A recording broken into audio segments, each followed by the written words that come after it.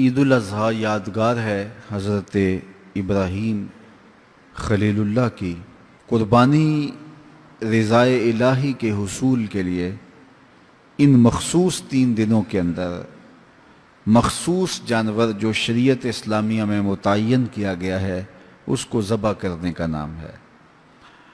یہ بات ذہن میں رکھیں کہ عیب سے جانور پاک ہونا چاہیے۔ فقہا نے ایک سیدھا سا ضابطہ بیان کیا ہے، عیب وہ ہے جس سے منفعت یا جمال زائل ہو جائے۔ جو جانور آپ نے خریدا تو وہ ذبح کے وقت عیب دار ہو گیا، گرا، ٹانگ ٹوٹ گئی تو کوئی ایسا واقعہ پیش آ گیا، ذبح کے وقت جو عیب ہے وہ عیب شمار نہیں کیا جائے گا، تو اس کو یوں ہی ذبح کر دیا جائے گا۔ جو جانور ہے وہ فربا ہو، موٹا ہو، تازہ ہو تو وہ افضل ہے۔ 2 جانور کرنے کی بجائے 1 جانور فربا ہو تو وہ زیادہ افضل ہے۔ شریعت اسلامیہ نے صاحب نصاب پر قربانی واجب کی ہے۔ نصاب وہ ہے جو ہمارے ہاں زکوٰۃ کا نصاب ہے، یعنی 52 تولے چاندی یا 7.5 تولے سونا، یا اس کی قیمت۔ زکوٰۃ کے نصاب میں قمری سال گزرنا شرط ہے، لیکن یہ جو قربانی اور صدقہ فطر ہے اس میں سال گزرنا شرط نہیں ہوتا۔ ان عید کے 3 دنوں کے اندر ایک لمحے کے لیے بھی کوئی مالک نصاب ہو گیا تو اس کے اوپر جو ہے وہ قربانی واجب ہوگی۔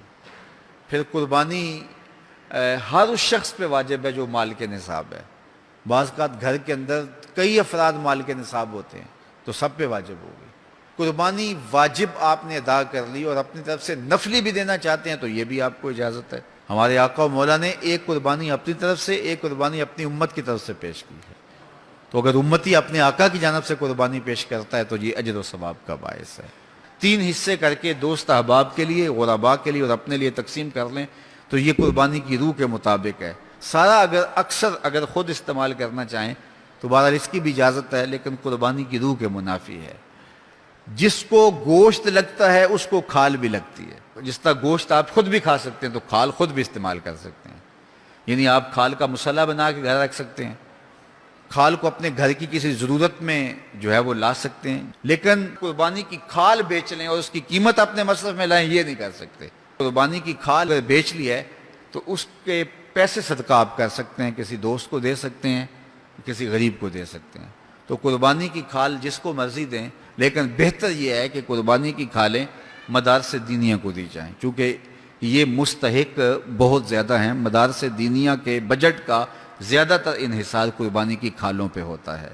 کسی زمانے میں مدارس دینیہ کے لیے، مساجد کے لیے اور خانقاہوں کے لیے امراء، رؤساء اور حکام جاگیریں مقرر کرتے تھے اور ان کا نظم و نسق چلتا تھا۔ ہمارے دیہاتوں میں آج بھی مسجدوں کے نام پہ 8-8، 5-5، 6-6 جو ہے وہ ایکڑ نام ہوتے ہیں اور مسجد کی ضروریات اور اس کے محاصل سے پوری ہوتی ہیں، لیکن اب تو مدارس دینیہ کا انحصار رہ ہی قربانی کی کھالوں، زکوٰۃ فنڈ اور لوگوں کے تعاون اور مخیر حضرات کی کوشش سے رہ گیا ہے۔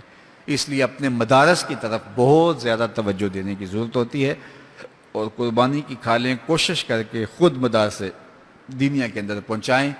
اور آپ کے سامنے جامعۃ المصطفیٰ ایک ایسی درسگاہ علمی ہے کہ جس کے فیضان سے ایک زمانہ متمتع ہو رہا ہے اور یہاں سے نکل کر اطراف و اکناف عالم کے اندر جو ہیں وہ لوگ پھیل رہے ہیں اور فائدہ پہنچ رہا ہے۔ اللہ کا شکر ہے، یہاں سے جانے والے پیغام کو مسلم بھی قبول کر رہے ہیں اور غیر مسلم بھی قبول کر رہے ہیں، تو یہ اللہ کا فضل ہے، اس پر ہمیں شکر ادا کرنا چاہیے۔ اور کتنے مسلمانوں کی اصلاح ہوئی ہے اور کتنے لوگ فائدے میں گئے ہیں، تو یہ ایک اللہ تعالیٰ کا بڑا فضل ہے اور اللہ تعالیٰ کا بڑا ہی کرم ہے کہ کتنے لوگوں کو یہاں سے فائدہ ہو رہا ہے۔